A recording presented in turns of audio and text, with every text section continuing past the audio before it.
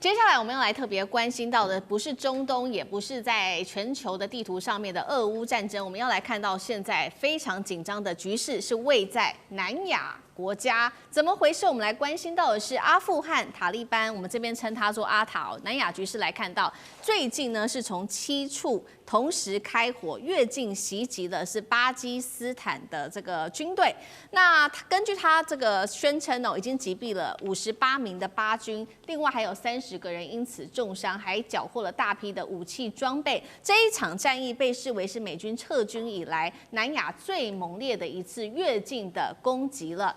发生了这一场攻击之后，我们来看到巴基斯坦，他的总理是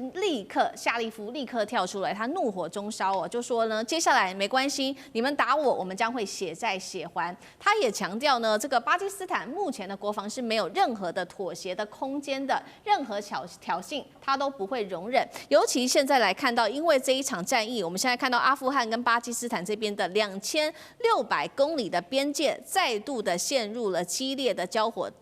当中。这个边界其实过去就已经有些争议了，却因为这一场战役再一次的变成了这个火线筒哦。那我们要来看到为什么今天会爆发这一场战役，主要的原因就是阿富汗境内，它原本自己的这个恐怖组织叫做巴塔近期呢先去攻击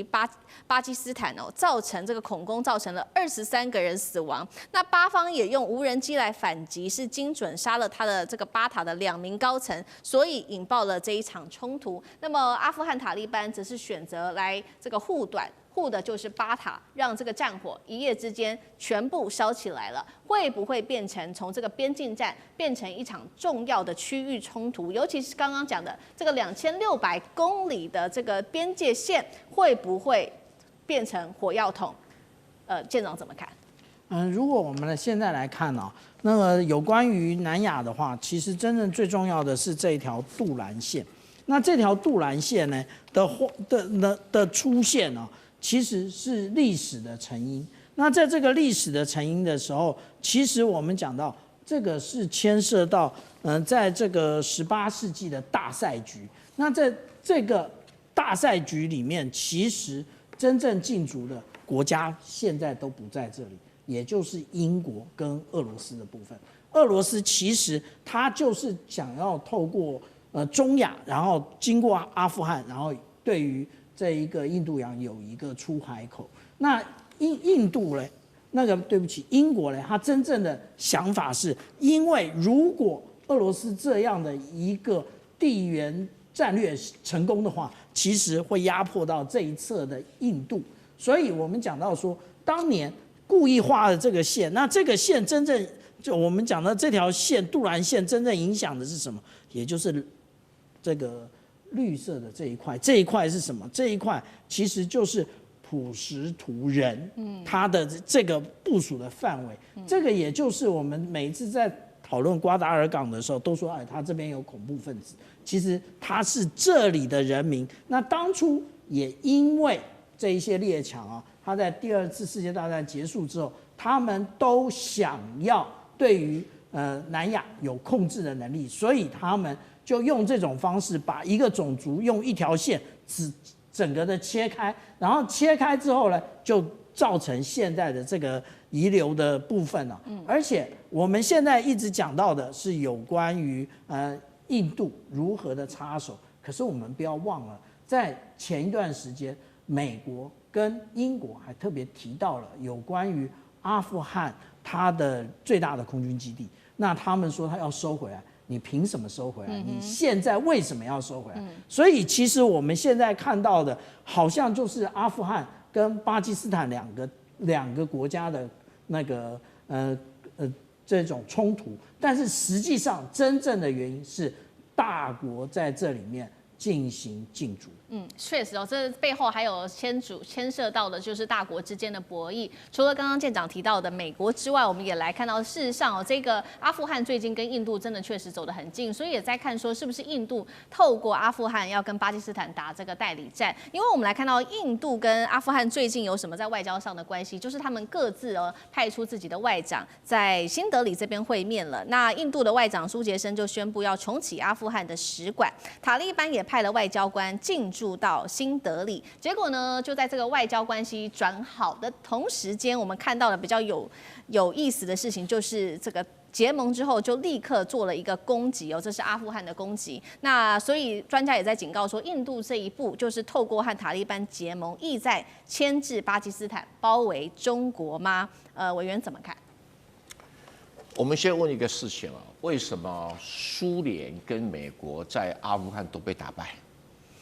这是一个很重要的军事上要去考虑的。两个超级大国在阿富汗都打败，其中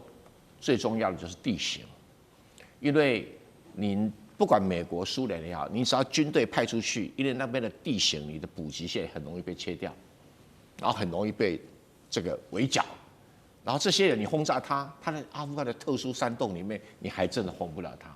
而且这个塔利班之所以能够生存至今，因为他的老百姓跟他是在宗教上有很强烈的联系，透过宗教所建立起来的这种组织方式，几乎就是很难被这个斩断。那回过头来，我们知道塔利班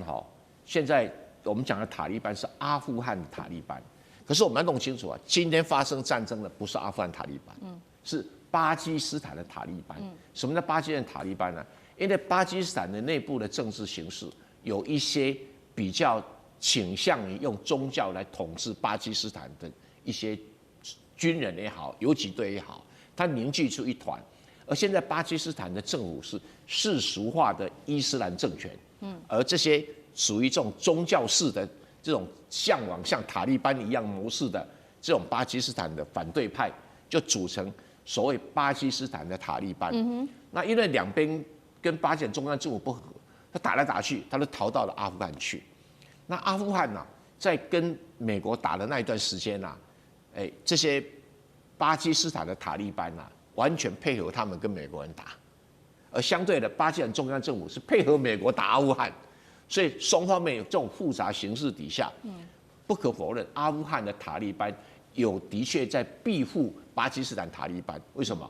一起上战场的人了，我现在怎么可以抛掉你？而且又这抛弃你是不符合伊斯兰的教义的。所以两方面就开始出现很多变成国与国的问题。那有一个巴基斯坦的塔利班的领导人，那被这个巴基斯坦的军队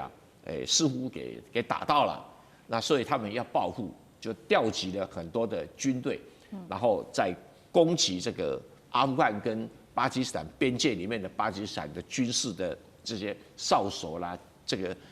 所谓战体等等。那这种战争说大不大，说小不小，但星星之火很容易燎原。那你说这个阿富汗塔利班有没有在后面协助？这个巴基斯坦的塔利班有，但是在打的并不是阿富汗的塔利班，但是对巴基斯坦，你通通是塔利班，我不管你些什么东西，那这个就有完没完的。那这个阿富汗的塔利班因印度啦跟中国啦，事实上这个建交都一直在努力当中。那以前这个印度反而是什么呀？反而是跟这个有一段时间跟这个阿富汗塔利班没有特别的来的融洽，反正这个当时的巴基斯坦那也曾经帮助这个阿富汗塔利班，可是现在是倒过来，所以这种国际形势复杂了，一个很复杂。是，但我认为这个战争打不大了，因为美国也并没有说真的要在里面取得什么太大利益，俄罗斯也没有要在里面取得太大利益，都嘴巴讲的。比如说川普说阿富汗你把那个空军基地还给我，人家不理他，你又怎么样呢？对不对？然后这个中国也在担心说，塔利班你不要跟那个新疆的那个东突厥斯坦对独立运动分子搞在一起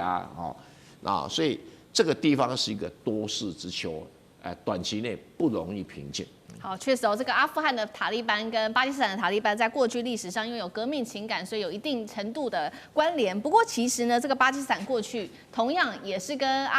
就是阿富汗的塔利班是重要的盟友曾经在90年代协助他们夺得政权。那2001年还默许他们流亡来重整旗鼓。那为什么今天巴基斯坦一手扶植的塔利班却要护着巴塔宁可自咬之己呢？代表巴国是伏虎为患吗？杨老师怎么看？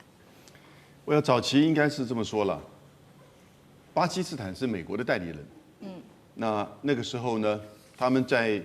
阿富汗战争，也就是跟苏联那个是80年代的时候，美国透过巴基斯坦去帮助阿富汗的反抗军，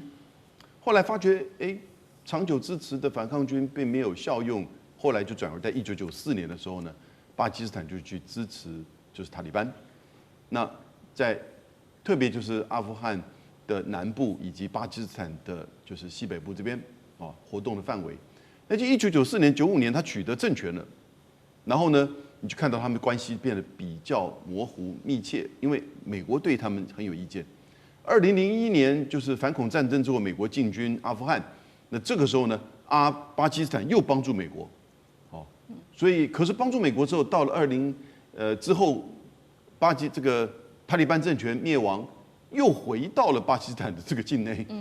那这个时候呢，就出现2个这个塔了，一个是阿塔，一个是巴塔。那其实他们本来这个根本就是一起的，但是有人就觉得说，我们应该以巴基斯坦为范围，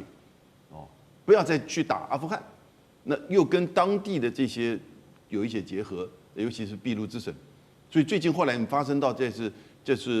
中国大陆“一带一路”的，就是这个中巴经济走廊上面经常